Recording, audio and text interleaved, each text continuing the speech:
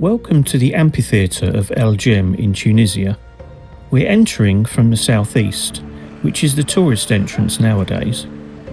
The structure is awe-inspiring in size for the modern visitor, so one can only imagine what it would have felt like for the 35,000 spectators who would have filled this space in Roman times, when the modern city of El Jem was called Thestra. El Jem is located 18 miles from the Mediterranean coast and 105 miles south of the capital, Tunis. The amphitheatre was built around 238 AD, and at the time the population of Thestra was around 50,000, and, along with Sousse, was the second largest city after Carthage in this North African province. It was actually the third amphitheatre to be built in Thestra, and was most likely to have been commissioned by Gordian III, who was born in the city. His grandfather, Gordian I, had extensive estates in the region and had built immense wealth from the olive groves on these estates. Gordian III died in 244 at the age of only 19, and following this, his successors had no inclination to complete the construction, and so it remained unfinished. Let's explore the Hypogeum. This is the underground section where the animals were kept, before being hoisted up into the arena during spectacles. You can see raised sections on the ground, which were used to secure animal cages in place. We're now looking at the western end of the amphitheatre.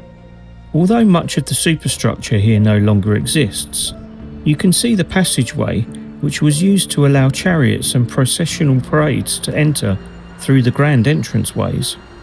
These were present on the eastern and western ends for small-scale chariot races.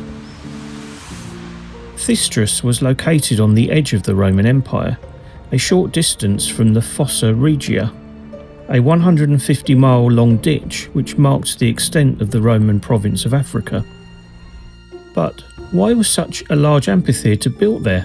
Let's look at the size of the amphitheatre compared to the Colosseum in Rome. It is in fact the third biggest after the Colosseum and the amphitheatre of Capua in Italy.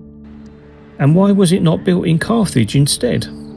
There are likely three reasons for its size. Reason 1. Gordian III wanted to embellish his hometown. Reason 2. He could afford to. After all, the family estates were an important centre of olive oil production and export. Reason 3. The characteristic of imperial Roman propaganda. If we can build something on the edge of the empire, we will. Although the amphitheatre is extraordinarily well preserved, it didn't survive without incident in later years. During the Middle Ages, it served as a fortress, and the population sought shelter here during the attacks of the Vandals in 430 and the Arabs in 647. I really hope you enjoyed this short visit around El Jem Amphitheatre.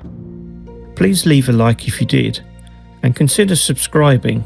And if you do subscribe, make sure you hit the bell icon so you can be notified next time we publish a video. Thanks so much for watching. See you later.